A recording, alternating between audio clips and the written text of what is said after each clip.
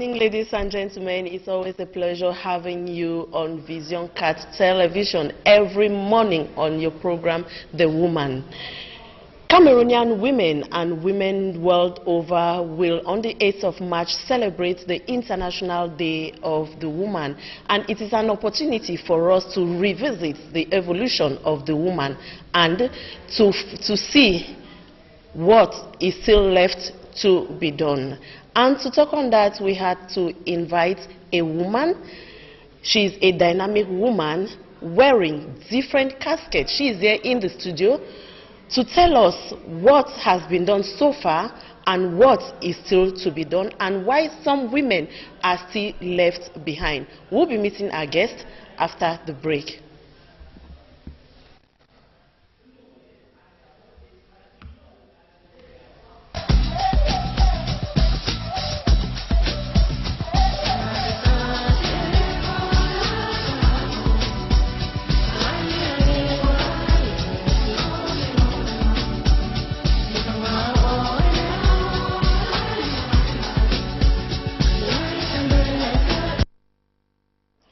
Onto our studios this morning, we have the privilege to have a woman who wears different caskets. She is the special advisor at the Prime Ministry, and she is the president of several women's associations. Good morning, Madobeta. Good morning. It's my pleasure to be here, Ruth. Yes, you're welcome on the program. Thank you. Yes, we are on the 8th of March. We are celebrating Women's Day.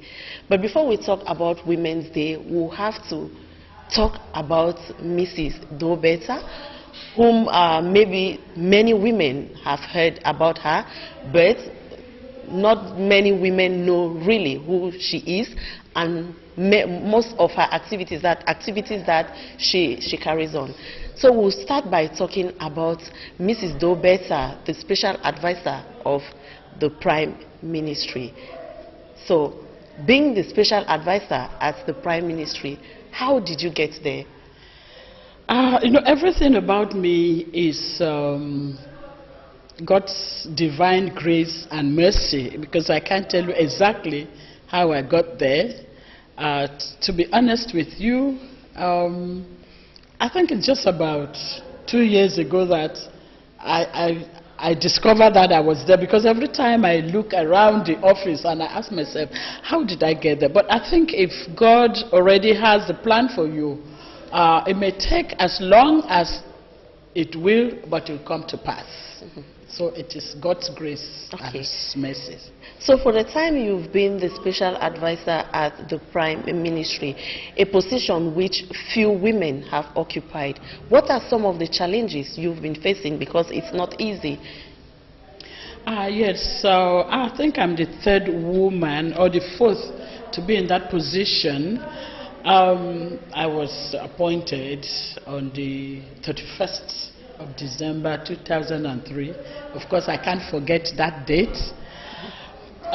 Challenges, yes, because a position like that, you have to be doing a lot of work.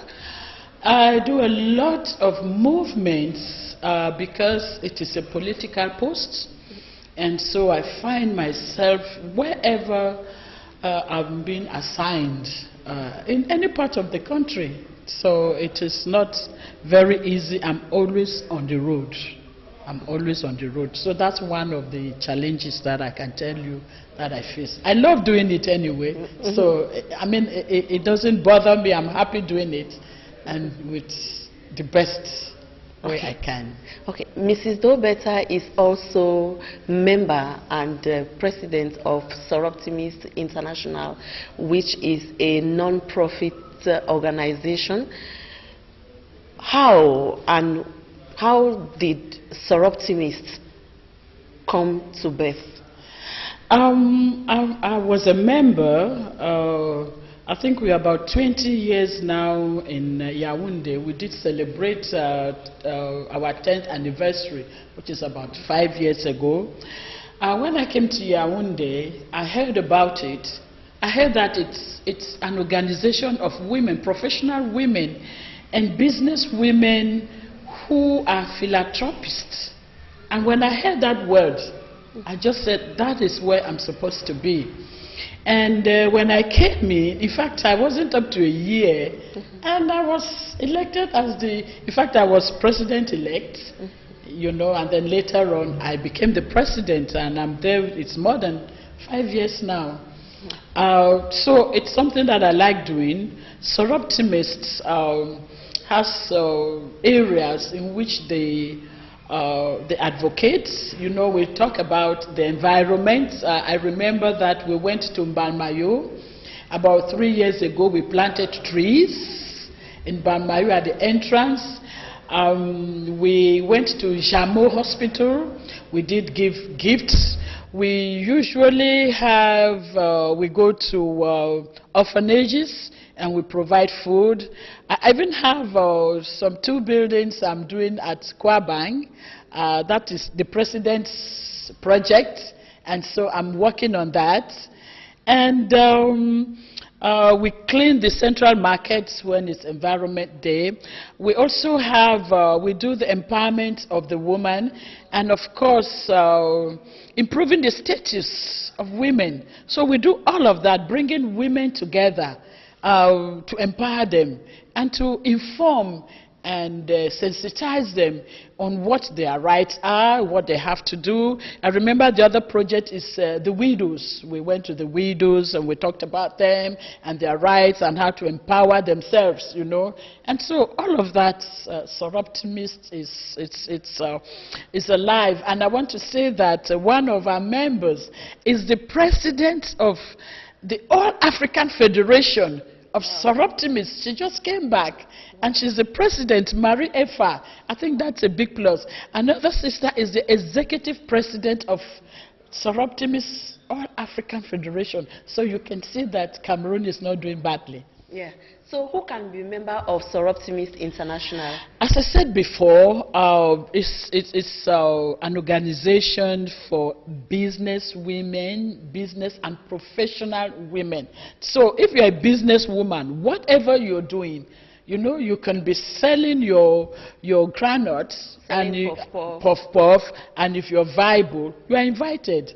If you're a professional woman, we have women of all professions.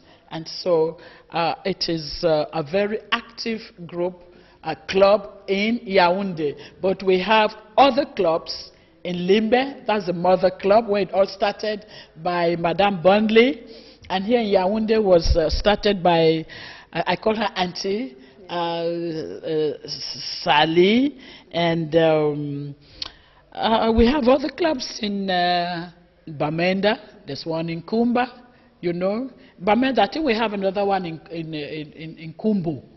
So we are all over. We are trying to extend. In Yaoundé, we even have 2 clubs. So we are trying to extend to other parts of the country. Yeah. So how do you choose your areas of intervention? Normally, as I told you, we work on the environment, status of women, empowering the woman, education, health. So we just sit and say, okay, for this year, what will be our project? We take health and we go to a hospital and we provide the things that we can provide.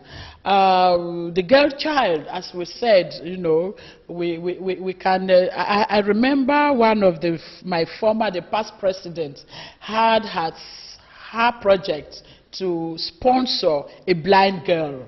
You see, so it depends on what the club wants to do. If it's environment, as I said, we went to the central market last year and we cleaned the market. And the other time I said we planted trees. So it all depends on what we want to do for that year. We even have a project to provide water, to make a borehole, you know. So we'll look at the neighborhood that we want to go. And we're even thinking of extending out of Yaoundé. It doesn't stop us from thinking about somebody in Kupe Maninguba or just going to Manu Division, or even though there's a club in the Northwest, it doesn't stop us going that way to do a project which will change the lives of someone, especially the women and the Yes, girl you child. talk of so many projects that you people intend to undertake, and these projects are not little projects, they are huge projects. Where do you have money to finance these projects? Yes, thank you. Some of these projects I've said we've already done them. We are doing them ongoing projects. Usually we tax ourselves, and also we solicit for funds. I do remember that about 2 years ago we had to sensitize women on registration. You know, it was the election year, and we wrote a little project which we saw the Prime Minister, head of government, and he endorsed it. And so he gave us the funds. So that's how we do. We contribute, and we also solicit for funds, and we have I can say, sponsors who help us out. Okay.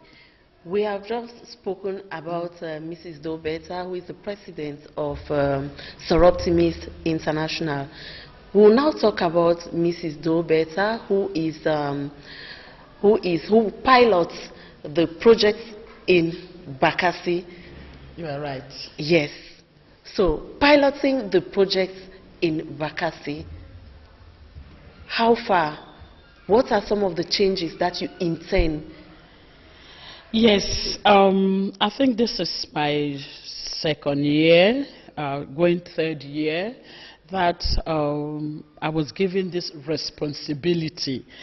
And the challenges are enormous. The first challenge is that just going to the field is a lot of, you know, I have to make up my mind psychologically, physically, you know, to go to Bakassi. It's not just like entering a vehicle and going to Douala. It needs you living here. If we decide, we go through Mundemba, that is from here to Mundemba. And then from Mundemba, we have to take a vehicle. When the roads are good, we go to Isangele, and then we go to Kumbo Abedimo. Those are the areas which are accessible through the road. But then the vast area is through water. There's no way I can go to Bamuso, whether I'm going through Limbe or I'm going through Mundemba, not to enter in the water. We have barracks, we have Ngoso, we have, you know, Gold Coast, all of those areas, it's by water. Not to talk of the largest settlement, which is Idabato. So you see, it is, in fact, you go to the high sea, when you're going to Idabato and to Bamuso, it's a lot of challenge, there are a lot of challenges to that. Yeah. Okay, you just named some of the challenges. How do you manage all these? I don't know what you mean. You mean when my time? Yes, your time. You are at the Prime Ministry, you are the president of Soroptimist, you are also, you are the one piloting the project. And to tell you also that, I don't know how they call it, but in Nigeria they say Lolo. I'm the chief's wife, His Royal Highness Chief Do Oscar, who is the chief of Kakewan Bongwana. And so it's also, that's another challenge, because I have to be in the village to take care of my village. But as I told you before, God has given me a lot of strength. As I said, I do a lot of movement, and even the strength and the energy with all the movements that I do. I schedule my time, because everything is, I work on the time. I schedule when we have to go to Bakassi, when we meet here at Soroptimist, and also I'm the president of Owokuda, which is the organization, association women, Oroko Women's Development and Cultural Association. I'm also the president, which means that I'm coordinating all the activities of Oroko women in the nation. That is another cap I'm carrying. But as I said, it's all divine grace and mercy. Sometimes I don't know how I do it. I remember once that when we were doing registration also for women, we discovered that the women in the Southwest had not registered. The number was not what we were hoping for. And we did it, all the divisions in the Southwest, within 1 week. We left here, went to Libialem, went to Manfe, Kupemaninguba, went to Ndian, Meme, and we ended it up in Fako.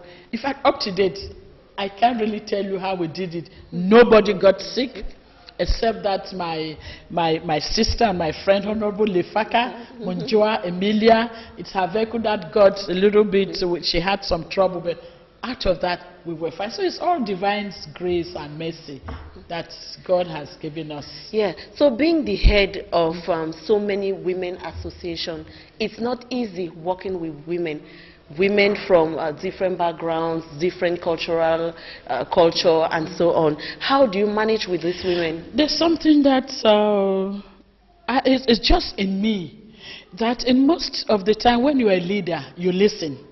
You don't do the talking. And I don't take any decision alone. So I ask them, is this what you want? And then we go voting. If the majority says that's what we want, that's what we do. And so most of the time, I listen. I listen to the women. We bring up a topic. What do we want to do? If that's what we want, we take it. You know, as you said, it's very difficult to manage people. It's not only women, but managing people.